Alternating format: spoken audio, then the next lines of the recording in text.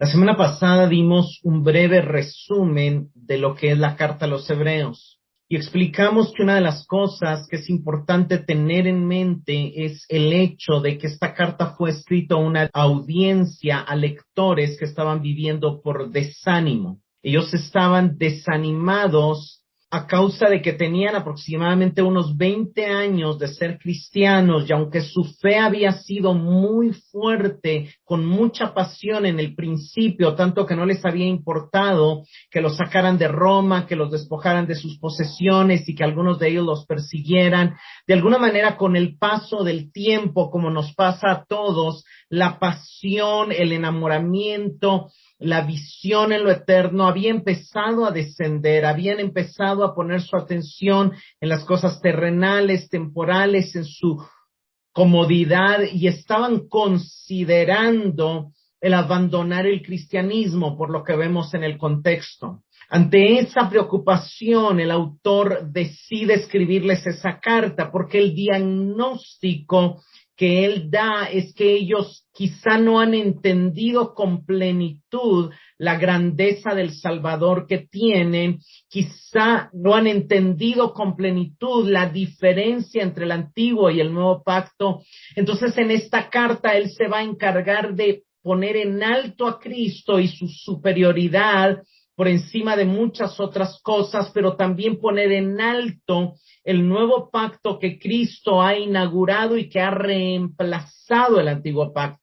La carta empieza mencionando al Creador, presuponiendo que ellos conocen a Dios, y la primera palabra de la carta es Dios.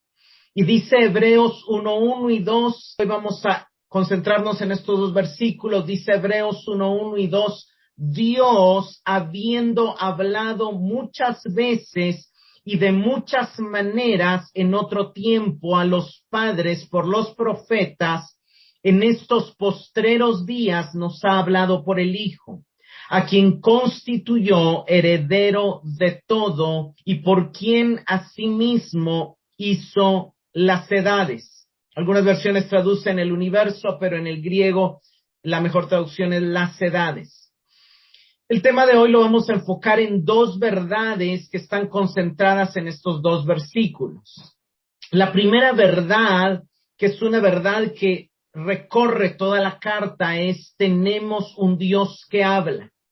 Dios ha hablado, Dios habla, Dios se comunica, Dios se da a conocer y Dios ha hablado en otro tiempo y Dios está hablando en este tiempo. Hay un cambio en la manera en que Dios habla, pero nuestro Dios es un Dios que habla. Y la segunda verdad en la que nos vamos a enfocar es que el tiempo cambió.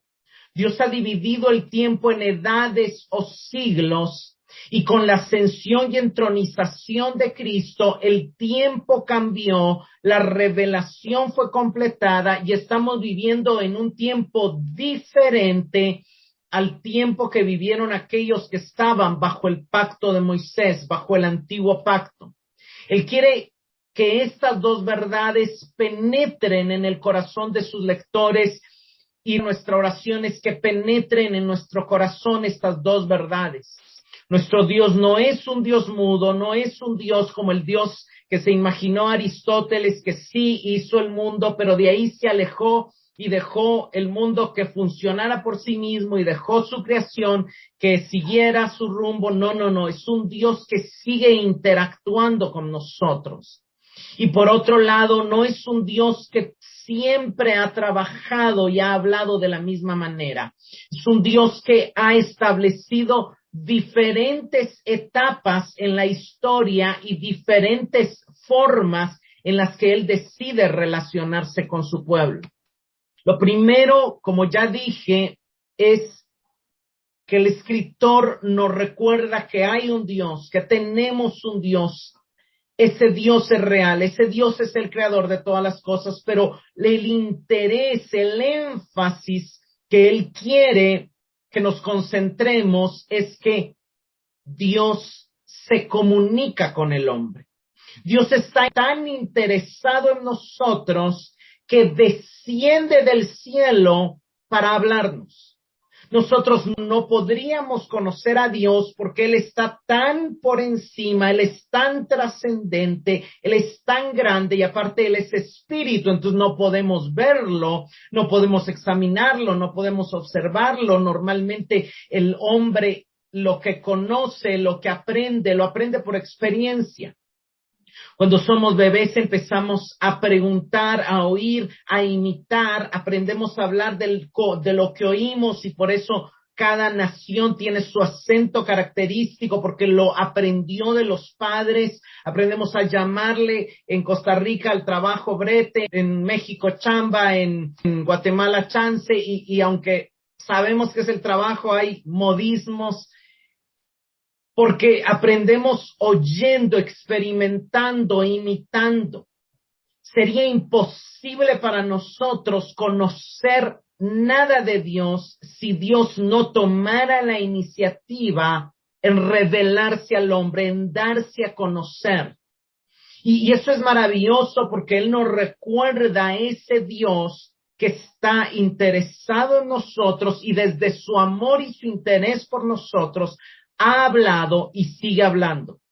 Dios habla para darse a conocer. Y eso es tan importante y de alguna manera aquí entendemos por qué para Juan Dios es la palabra, Cristo es la palabra. Y Cristo como la palabra, como el verbo, como el logos, es el que da a conocer al Dios que nadie le vio jamás, al Dios que nadie ha conocido jamás. Usted nunca puede llegar a conocer bien a una persona si usted no conversa con esa persona. Usted puede estar enfrente de una persona, pero si usted nunca oye la conversación, las palabras, los pensamientos de la persona, usted no puede hacer una opinión en base a que esa persona piensa, le gusta, dice, hace. Nos conocemos más en la medida que conversamos más. Lo que yo conozco de ustedes surge de aquellas conversaciones que he tenido con cada uno en particular, obviamente con algunos más, con algunos menos, pero de manera muy general, algo conozco de cada uno. Y esto es interesante porque este Dios se reveló a los padres, dice. Se reveló a los padres por medio de los profetas. Este Dios le habló a Adán, este Dios le habló a Noé, este Dios le habló a Abraham, este Dios le habló a Isaac, le habló a Jacob, le habló a David, y de alguna manera el mayor medio es que Dios eligió profetas y a través de los profetas le habló al resto del pueblo. Sabemos que Moisés fue profeta, el primero que se le llama profeta es Abraham, cuando ora por uno de los reyes, se le llama profeta a David en el Nuevo Testamento y están obviamente todos los que como tal solo los conocemos como profetas, como Samuel, como Natán, como Isaías, Jeremías, etcétera. Pero cuando Dios se revela, por ejemplo, a Moisés, Él le dice, yo soy el que soy. Y ese yo soy el que soy tiene que ver es no me metas en tus expectativas, no trates de encajonarme en tus pensamientos. Quien yo soy, no lo puedes comprender. O sea, yo estoy por encima de tu capacidad de entendimiento. Mi existencia trasciende tu conocimiento, pero yo decido darme a conocer. Y Moisés entiende eso. Moisés entiende que Dios es más grande, más alto, más glorioso y más adelante años de relación con Dios. Teniendo Moisés le dice, Señor, muéstrame tu gloria, quiero conocerte más, quiero entender más de ti. Y Dios le dice, no puedes conocerme y seguir viviendo, pero te voy a revelar un poco más. Y Dios le va revelando un poco más de su carácter, de sus caminos, de su comportamiento, de su misericordia, de su disposición a perdonar. Y eso es maravilloso, pero el que toma la iniciativa es Dios, no lo toma el hombre. Y eso es algo que tenemos que entender. Dios siempre ha tomado la iniciativa para mostrarse a nosotros, pero Dios se sigue mostrando más a aquellos que, habiéndolo conocido un poco, quieren seguirlo conociendo, como en el caso de Moisés, como en el caso de Ruth la Moabita, que decide abandonar su pueblo, sus dioses y todo, para ir a refugiarse bajo las alas del Dios verdadero, porque anhela conocerlo más. Entonces, siendo Dios el que da origen a todas las demás realidades y siendo nosotros una de esas realidades, no podemos comprenderle ni describirle. Este no es un Dios cualquiera, es el Dios de los padres, es el Dios que se reveló a Abraham, a Isaac, a Jacob, a David, y ahora también es el Dios y Padre de nuestro Señor Jesucristo. Aparte de él no hay otro Dios, no compartirá su gloria con otros, ni admite que el hombre le confunda con los supuestos dioses de otras religiones. Es el Dios que habla, no es un Dios de estatua, no es un Dios de figuras, no es un Dios de madera, es un Dios que habla, que actúa, que es real. Y algo interesante de la Biblia es que la Biblia nunca se molesta en defender la existencia de Dios. La Biblia presupone la existencia de Dios. En primer lugar, la Biblia empieza diciendo, en el principio Dios creó los cielos y la tierra. La Biblia está escrita para gente que ya conoce a Dios y que sabe que Dios existe. Y la misma Biblia nos dice que todo hombre cree que Dios existe. Aunque nosotros conocemos ciertos personajes que se dicen llamar ateos, Dios no cree en los ateos. Dios dice que los que se llaman a sí mismos ateos suprimen la verdad, pero que saben que Él existe. Dios no cree que existan ateos porque Dios ha puesto su revelación en la conciencia de todos los hombres. Todos nacen con una necesidad de adorar y Dios también se revela en la creación.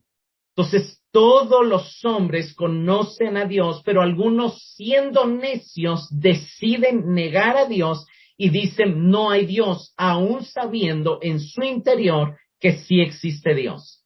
Entonces, así como Génesis presupone a Dios, Hebreos también empieza presuponiendo la realidad no solamente de que Dios existe, sino de que Dios habla, porque parte de su discurso es la importancia de escuchar a Dios. Otro de los libros importantes es Juan. Acuérdense que Génesis es el primer libro escrito, Hebreos está siendo escrito entre el año 67 o 69 y el Evangelio de Juan va a ser escrito alrededor del año 90. Lo hermoso del Evangelio de Juan es que Génesis enfatiza Dios como creador, Hebreos enfatiza Dios como el que toma la iniciativa en revelarse, en hablar, en darse a conocer. Y Juan en su evangelio combina los dos énfasis, tanto el de Génesis como el de Hebreos, y revela a Dios como aquel que da origen a todas las cosas y que también habla y que también se da a conocer, que es la palabra. Le llaman la palabra porque la palabra incluye ese carácter de Dios de darse a conocer. Y algo bien interesante es que también tanto Juan como Hebreos nos muestran que la máxima revelación de Dios está en el Hijo. Juan 1:18 dice, Dios nadie lo vio jamás. El unigénito Hijo de Dios, Él le ha dado a conocer. Cristo vino para mostrarnos a Dios, para darnos a conocer a Dios, a pesar de que Él también fue el que realizó la creación. Todo se origina en Dios. Él es la primera causa y por eso es apropiado que la primera palabra de esta carta sea Dios.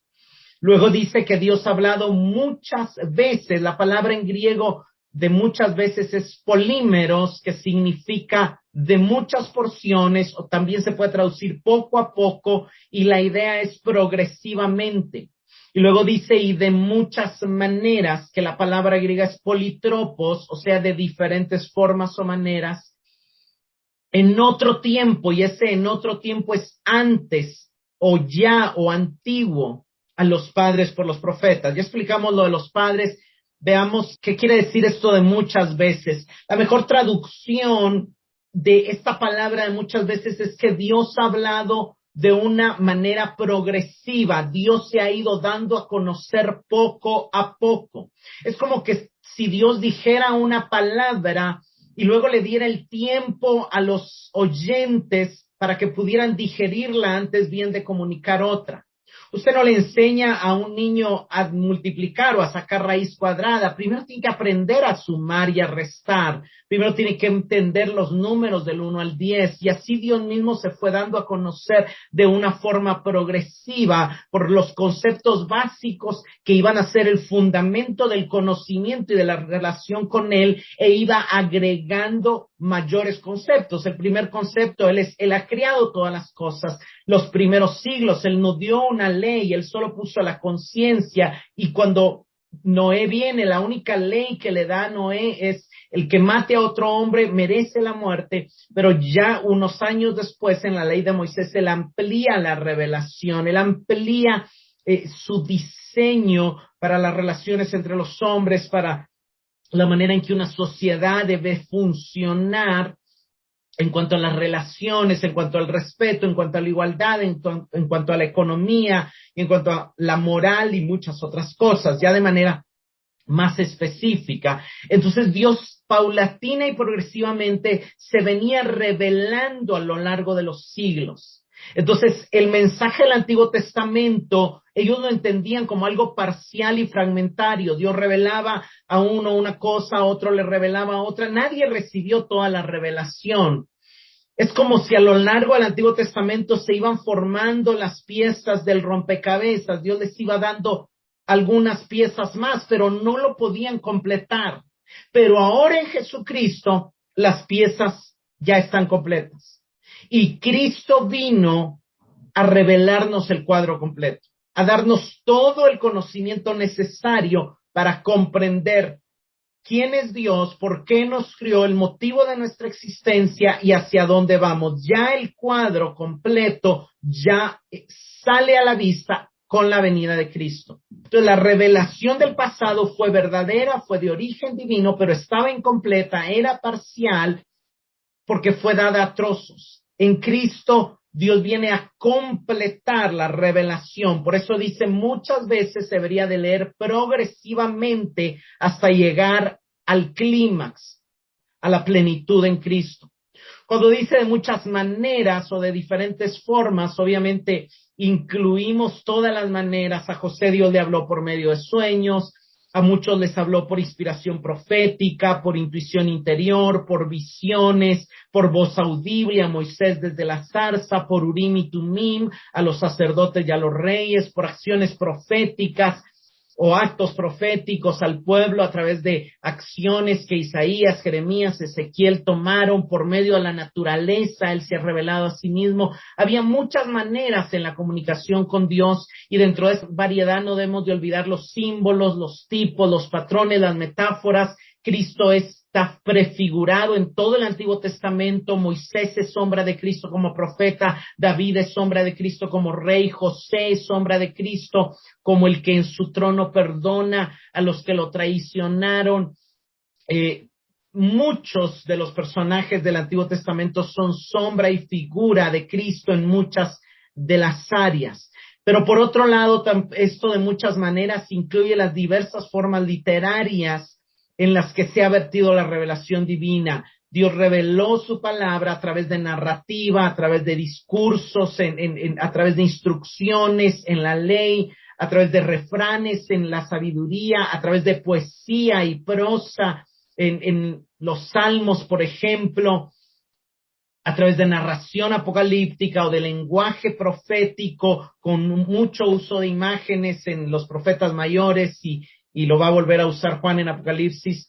Y es importante reconocer que la palabra de Dios es multiforme, tiene muchas maneras. Dios nos habla de diversas maneras. Dios no habla solo de una única manera.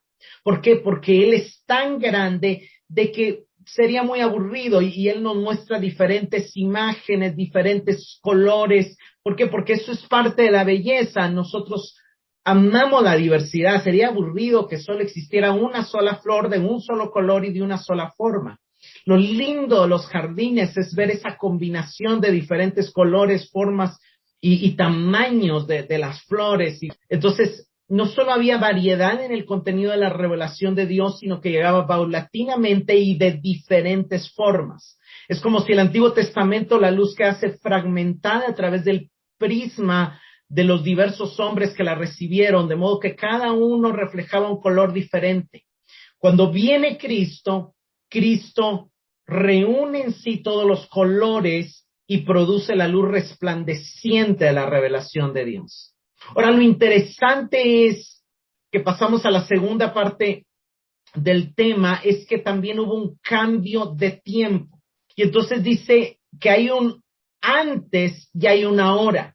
Antes Dios hablaba principalmente por medio de profetas a los padres, pero ahora, ese antes y ahora nos indica que hay un cambio de tiempo.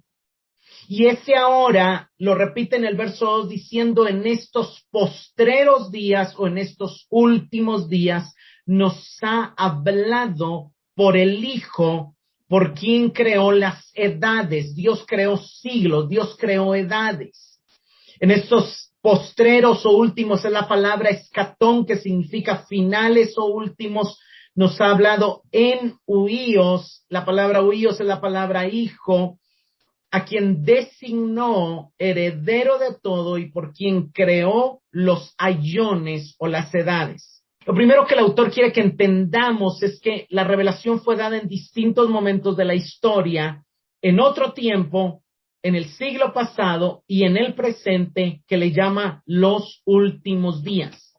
El autor vivía en una época cercana al ministerio terrenal de Jesús y él había aprendido de los apóstoles que había habido una transición en el tiempo de Dios, en cómo Dios actuaba. Pero lo primero que quiero que veamos es que la Biblia nos muestra, o por lo menos en esta carta a los Hebreos en el Nuevo Testamento podemos distinguir tres edades.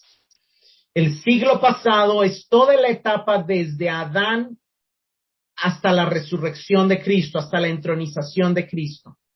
El siglo presente es a partir de la resurrección de Cristo hasta la segunda venida de Cristo, es lo que estamos viviendo. Y el siglo venidero es a partir del segundo retorno o de la segunda venida de Cristo a la tierra. Veamos qué dice Lucas 18, 29 y 30. Él les dijo: de cierto os digo que nadie hay que haya dejado casa o mujer o hermanos o padres o hijos por causa del reino de Dios, que ciertamente no reciba muchas veces más en este tiempo y en la era que viene la vida eterna. Pues Jesús define el tiempo presente y Jesús define el siglo venidero.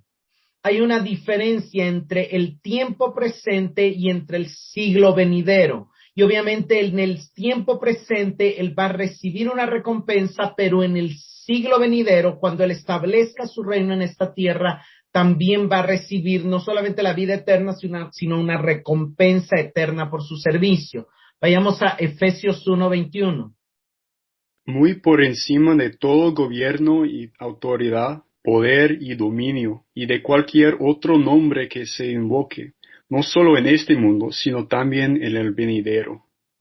No solo en este siglo, Jesús fue puesto por cabeza, fue puesto como rey, se le fue dada toda autoridad sobre todos los espíritus en los aires, principados, potestades, poderes, señoríos, no solamente en este siglo presente, sino también en el siglo venidero. Hay dos etapas claramente. Hebreos 6:5.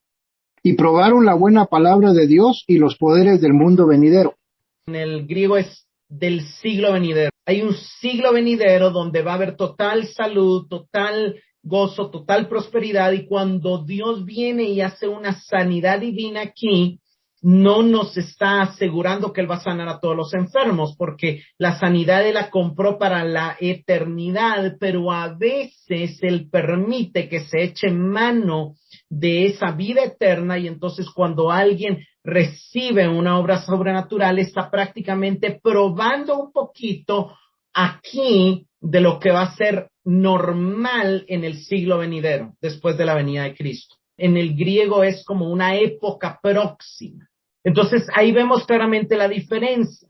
Esa época presente se llama los postreros días, o el autor de los Hebreos le llama los últimos días, y constituyen el periodo intermedio de nuestra redención, que ya ha sido potencialmente realizada, pero que todavía no se ha consumado por completo. Ya somos santificados, pero todavía hay pecado en nosotros, entonces no somos totalmente santos.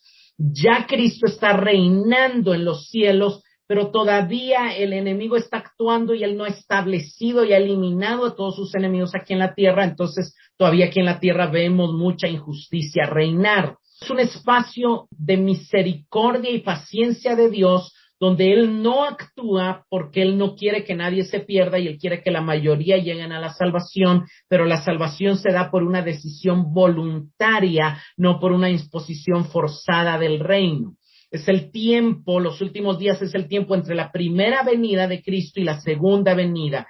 El Mesías ya ha venido, pero aún viene de nuevo. El reino de Dios ya se inició. Cristo dijo, el reino de Dios se ha acercado, y luego dijo, el reino de Dios ya está aquí, pero aún tiene que venir en su totalidad y perfección. Estos son los últimos días.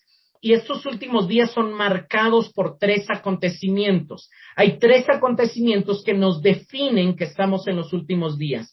Número 1, el derramamiento del Espíritu Santo. Número 2, la entronización del Mesías.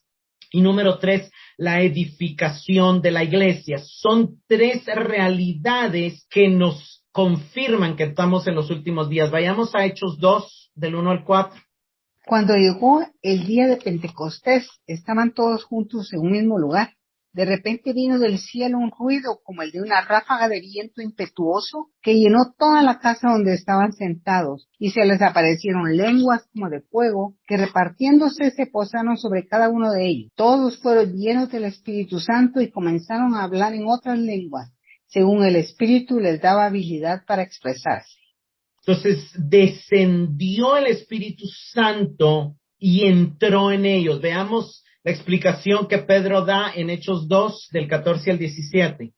Entonces Pedro, poniéndose en pie con los 11, alzó la voz y les declaró: varones judíos y todos los que vivís en Jerusalén, sea esto en vuestro conocimiento y prestad atención a mis palabras. Porque estos no están borrachos, como vosotros suponéis, pues apenas es la hora tercera del día, sino que esto es lo que fue dicho por medio del profeta Joel, y sucederá en los últimos días, dice Dios, que derramaré de mi espíritu sobre toda carne, y vuestros hijos y vuestras hijas profetizarán, vuestros jóvenes verán visiones, y vuestros ancianos soñarán sueños. Entonces Pedro entendió y explicó que el tiempo había cambiado, que ese día, cuando el Espíritu descendió como una ráfaga de viento, apareció a todos con lenguas como de fuego. Todos comenzaron a hablar en otras lenguas, en diferentes idiomas, las maravillas de Dios. Toda la gente no entiende qué es lo que está pasando, y viene Pedro y les explica: lo que está pasando es que hoy se inauguraron los últimos días. Hoy se inauguraron lo que Dios dijo que iba a pasar en los últimos días, porque Dios dijo que en los últimos días Él iba a derramar de su espíritu. Nunca antes el espíritu había habitado permanentemente en seres humanos. Venía sobre los profetas, venía sobre los reyes, venía sobre los sacerdotes para habilitarlos en la función que tenían, pero no vivía en ellos, no moraba en ellos. Esto se dio a partir de Pentecostés, y esto solo se pudo dar por la resurrección de Cristo, que vino a completar la obra, a quitarle el poder al enemigo aquí a esta tierra, a vencer a través de la cruz y abrir el espacio para que el Espíritu de Dios viniera. Entonces Pedro entendió que había cambiado el tiempo, y Jesús lo anunció previamente. Veamos Juan 16, del 13 al 15. Pero cuando venga el Espíritu de verdad, Él os guiará a toda la verdad, porque no hablará por su propia cuenta, sino que hablará todo lo que oyere, y os hará saber las cosas que habrán de venir. Él me glorificará, porque tomará de lo mío y os lo hará saber. Todo lo que tiene el Padre es mío, por eso dije que tomará de lo mío y os lo hará saber. Cristo les anuncia que los últimos tiempos van a empezar cuando el Espíritu Santo venga, y les anuncia que lo que Él va a venir a hacer es a aclarar, a explicar, a enseñar la revelación total que Él había venido a cumplir.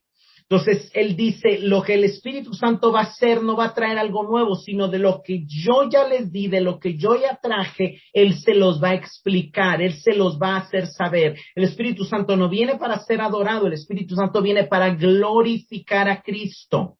Él me glorificará, dice el verso 14. ¿Cómo podemos discernir un mover del Espíritu Santo? Cuando hace más grande a Cristo, cuando nos lleva a ver más a Cristo, cuando glorifica a Cristo. No se trata de emoción, no se trata de situaciones. Claro, pueden haber manifestaciones en algún momento de milagros o algo, pero solo si es para glorificar a Cristo y enseñarnos acerca de Él, de su persona, de sus palabras. Entonces, el primer acontecimiento que marca el inicio de los últimos días es el derramamiento del Espíritu Santo, pero había otro acontecimiento que marcaba también el hecho de que iban a ser los últimos días. Y no vamos a ir a todas las escrituras de los profetas, pero hay un montón de profecías en los profetas que en los últimos días vendría el Rey, vendría el Mesías, establecería un trono de justicia, un trono de paz, un trono de misericordia, sería establecido en el trono de David. Eso iba a suceder en los últimos días. Veamos qué dice Hechos 2, del 36 al 38. Sepa pues ciertísimamente toda casa de Israel que a este Jesús a quien vosotros crucificasteis, Dios le ha hecho Señor y Cristo. Al oír de esto se compungieron de corazón y dijeron a Pedro y a los otros apóstoles: varones hermanos, ¿qué haremos? Pedro les dijo: arrepentíos y bautícese cada uno de vosotros en el nombre de Jesucristo para perdón de los pecados, y recibiréis el don del Espíritu Santo. Algo interesante es que, no vamos a leer todos los pasajes, pero leímos Efesios 1:21, ya Cristo fue puesto por cabeza, Él se sentó a la diestra de Dios, Él le dijo a los discípulos: me ha sido dada toda autoridad en los cielos, en la tierra y debajo de la tierra. Y aquí Pedro está diciendo: Dios ha hecho a Jesús, lo ha establecido como Señor y Cristo. La palabra Señor se usaba para referirse al emperador, a César, y lo que Pedro está diciendo es que ahora la autoridad máxima sobre todo el universo es Cristo. Él es Señor y Él es el Mesías. Ya se cumplieron las profecías. Él ya fue hecho rey. Él ya tomó el trono de David. Él ya está reinando. Y eso es algo, hermanos, que debemos, el autor nos va a explicar después, y a la medida que avancemos en la carta vamos a ver que él separa las realidades espirituales de las realidades físicas y nos lleva a ver que en la realidad espiritual Cristo ya está reinando. Sí, un día va a venir y va a establecer su reino aquí en esta tierra, pero en el ámbito espiritual Él ya es rey. Los últimos días no solamente se derramó el Espíritu, sino que Cristo recibió la autoridad como Señor e inició ya el reino que profetizaron los profetas y ha traído un reino de salvación, de paz, de justicia. Ya tenemos acceso a la paz perpetua y ya tenemos acceso a la justicia. De hecho, lo primero que recibimos al entrar a su reino es la justificación, su justicia imputada y también paz para con Dios. Entonces, el reino de justicia y paz que profetizaron los profetas ya empezó en nosotros y ya tenemos acceso a él. Vayamos a Daniel 2:28. Pero hay un Dios en el cielo que revela los misterios. Ese Dios le ha mostrado a usted lo que tendrá lugar en los días venideros. Estos son el sueño y las visiones que pasaron por la mente de su majestad mientras dormía. Nabucodonosor tiene un sueño y Daniel le dice: Dios te mostró lo que va a pasar en los últimos días. Vayamos a Daniel 2:34 al 35. De pronto, y mientras su majestad contemplaba la estatua, una roca que nadie desprendió vino y golpeó los pies de hierro y barro de la estatua, y los hizo pedazos. Con ellos se hicieron añicos el hierro y el barro, junto con él el bronce, la plata y el oro. La estatua se hizo de polvo, como el que vuela en el verano cuando se trilla el trigo. El viento barrió con la estatua y no quedó ni rastro de ella. En cambio, la roca que dio contra la estatua se convirtió en una montaña enorme que llenó toda la tierra. Algo interesante es que algunos creen que este pasaje se va a cumplir en la segunda venida de Cristo, pero realmente ya esa roca ya golpeó la estatua y la golpeó en la cruz. Cristo en la cruz golpeó y derrotó a los principados y potestades que están detrás de los poderes mundiales, y aunque los dejó operar todavía temporalmente, ya la roca está creciendo y llenando toda la tierra, porque ya hay gente de todas las naciones que están adorando, que están en su reino y que están predicando el evangelio a otros. Obviamente va a haber un momento donde todo lo falso que nos rodea en este mundo se va a esfumar y se va a hacer nada. El polvo, el tamo que se lleva el viento.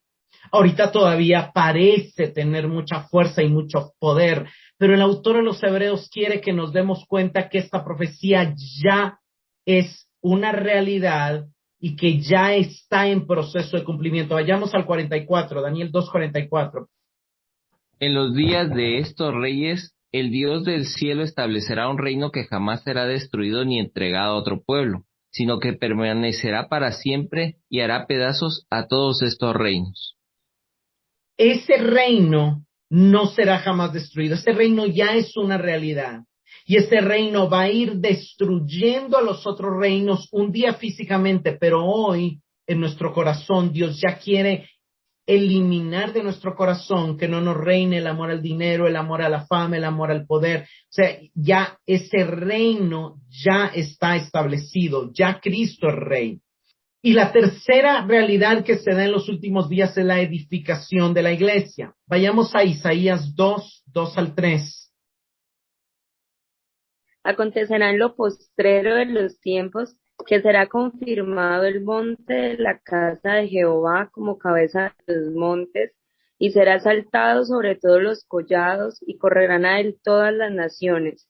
Y vendrán muchos pueblos y dirán: venid y subamos al monte de Jehová, a la casa del Dios de Jacob, y nos enseñará sus caminos, y caminaremos por sus sendas, porque de Sion saldrá la ley, y de Jerusalén la palabra de Jehová.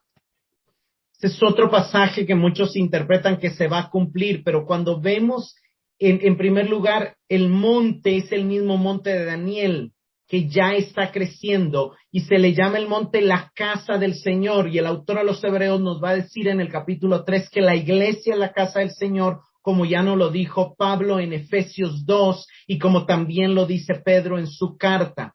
Los últimos días la casa del Señor está siendo edificada y está ocupando un lugar entre el cielo y la tierra, un lugar espiritual, y todos los pueblos en algún momento van a ver la manifestación de Dios en su iglesia real e irán a su iglesia para decirles lo que le dijeron a Pedro en el sermón: ¿cómo podemos ser salvos? ¿Cómo podemos buscar a Dios? ¿Cómo podemos encontrar a Dios? Entonces, desde la iglesia sale la ley del Espíritu para llevar libertad a los pueblos, y desde la iglesia se predica la palabra del Señor al mundo. Ese es el significado, y lo confirma también algo que Jesús le dijo a la mujer samaritana en Juan 4, del 21 al 24. Básicamente Jesús le dice a la samaritana: la hora viene y ahora es, donde no es en este monte ni en Jerusalén, sino que los verdaderos adoradores adorarán al Padre en un nuevo lugar, un lugar espiritual. Lo adorarán en espíritu y en verdad, porque esa es la adoración que el Padre busca.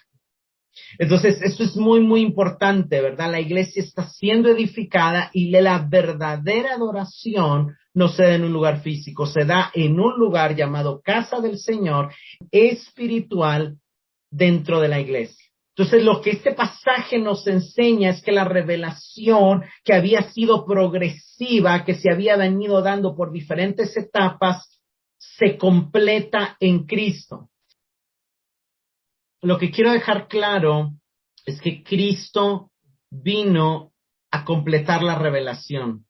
Calvino comenta: la diversidad de visiones y medios usados en el Antiguo Testamento indica que existía un estado de cosas no definitivo, pero cuando habla de los postreros tiempos, insinúa que ya no hay razón para esperar una nueva revelación. Lo que Cristo trajo no fue algo eventual, sino definitivo.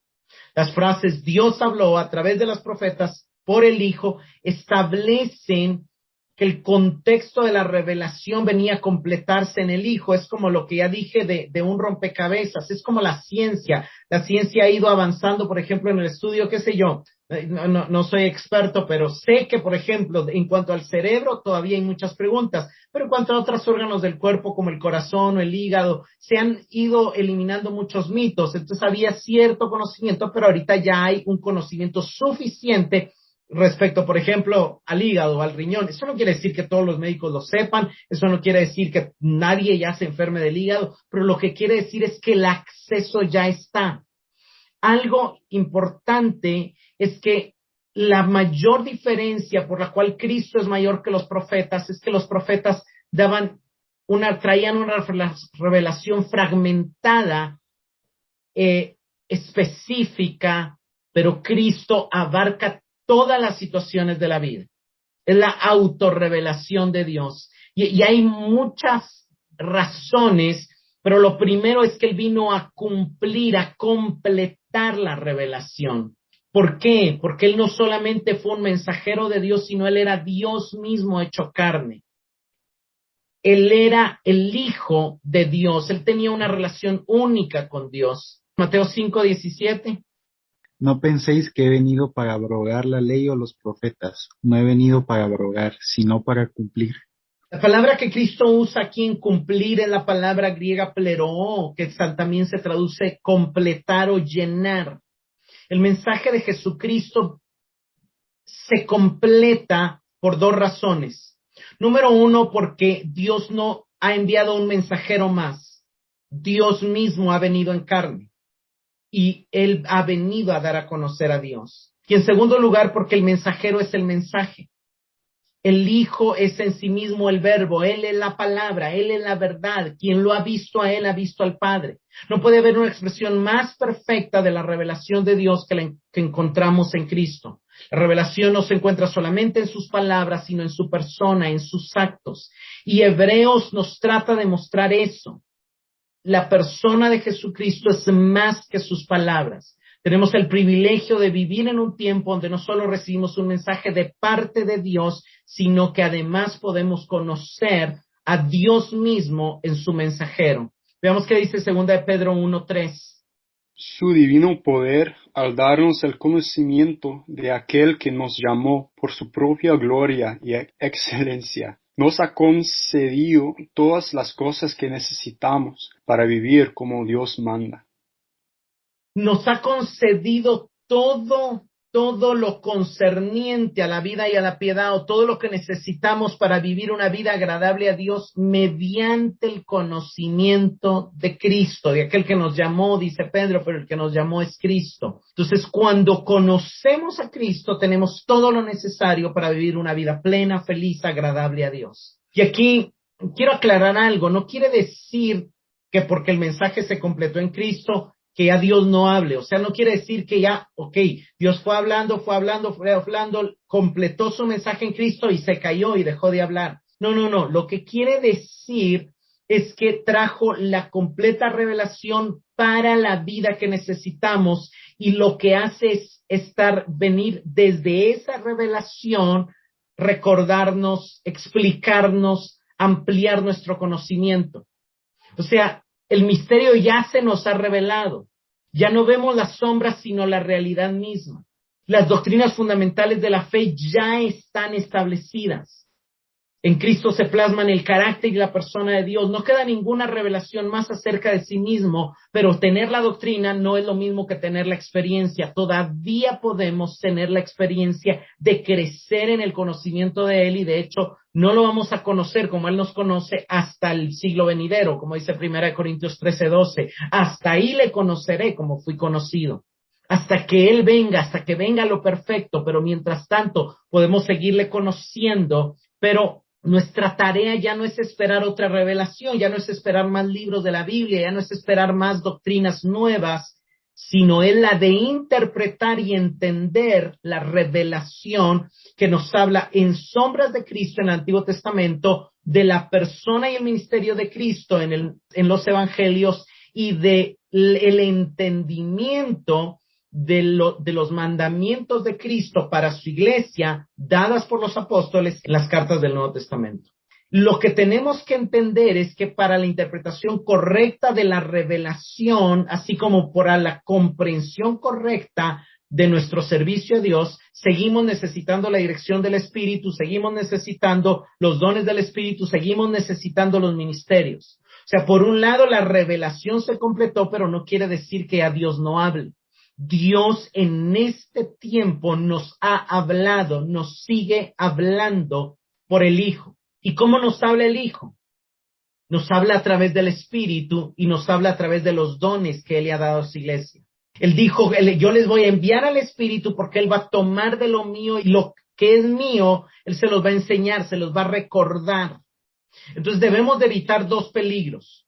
El primer error que debemos de evitar es pensar que si Dios se ha revelado progresivamente, todavía Él va a traer más revelación doctrinal, que va a haber más libros de la Biblia. Ese es un error a evitar. Pero el otro error a evitar es irnos al otro extremo y decir que como Dios ya habló y ya la revelación está completa y definitiva en Jesucristo, Él ya no habla más.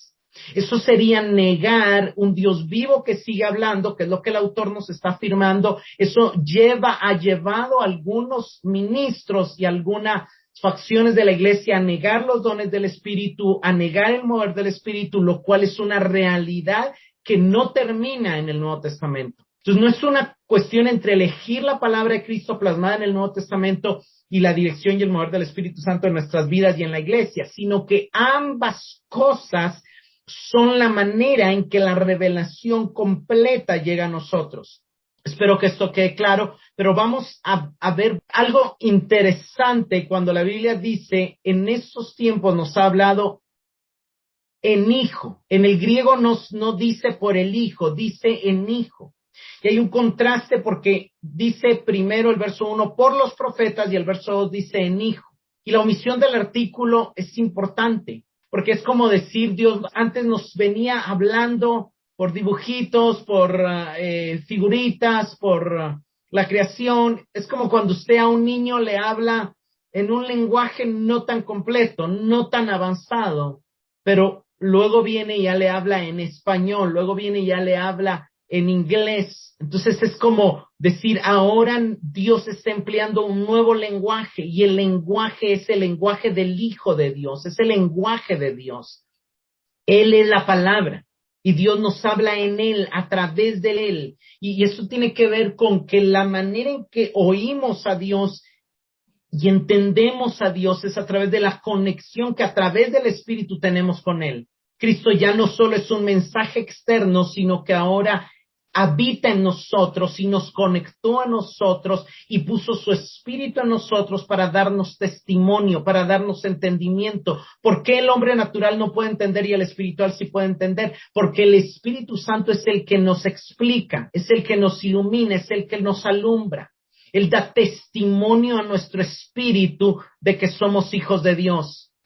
El punto aquí, para el meollo del contraste entre el mensaje de antes y de ahora, es que en ambos casos Dios habla, pero el mensaje ahora no solamente es perfecto, sino que es definitivo, porque el lenguaje que Dios está usando ahora, el vehículo de transmisión, ya no es solamente externo, sino es interno. Dice la Biblia que la fe viene por el oír, pero que cuando la palabra viene externamente, al mismo tiempo hay un testimonio interno.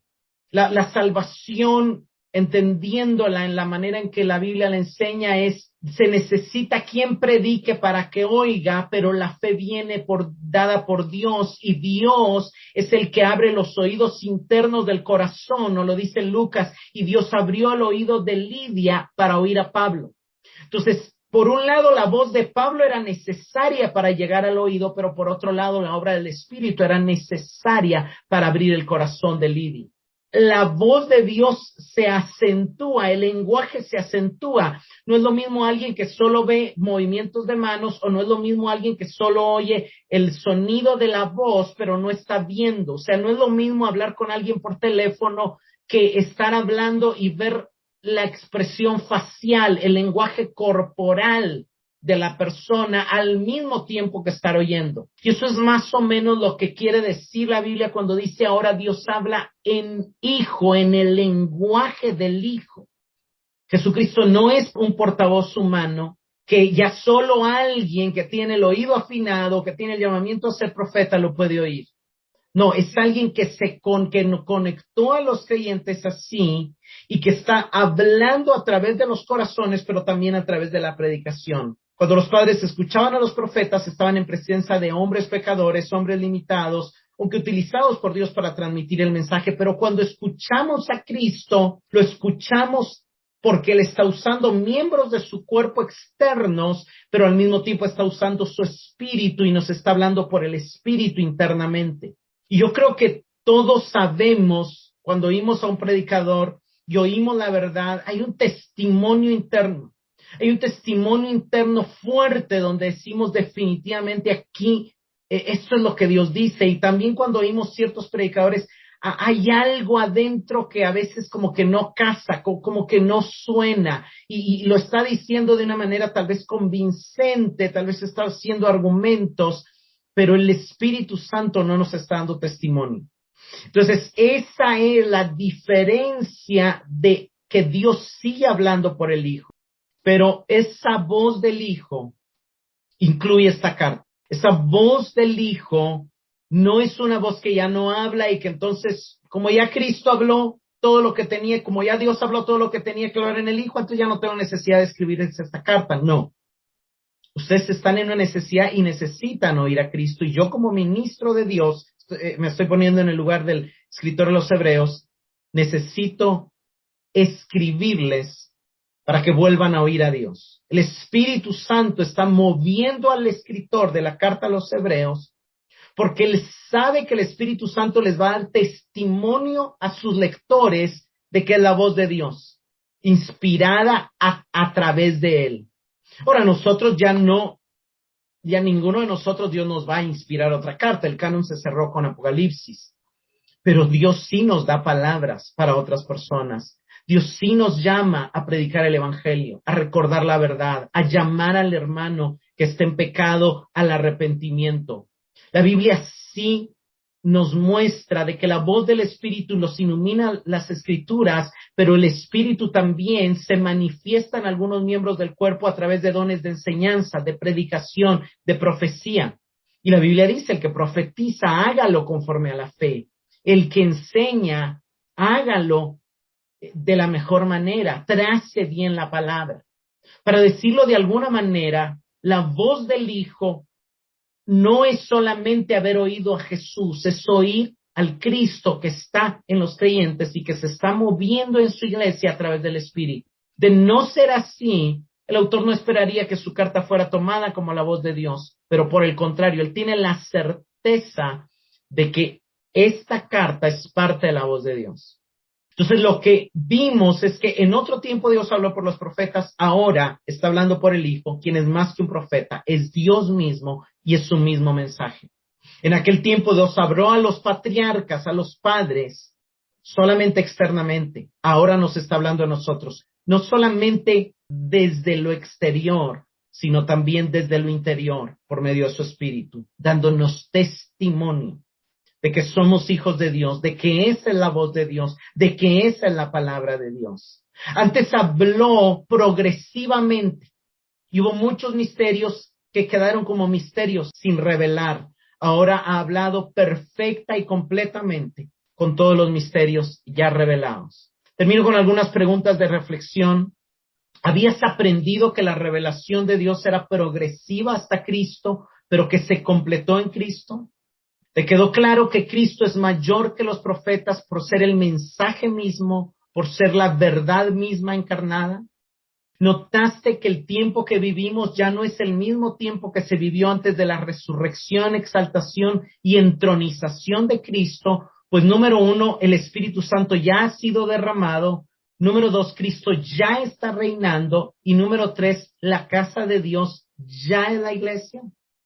¿Comprendiste que el hecho de que la revelación se completó en Cristo no quiere decir que Dios ya no hable? Lo que significa es que la base doctrinal de nuestra fe ya está establecida en las Escrituras.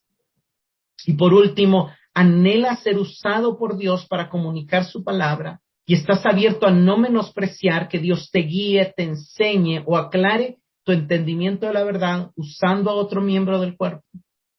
Señor, te damos gracias por tu palabra. Te damos gracias porque eres un Dios que habla.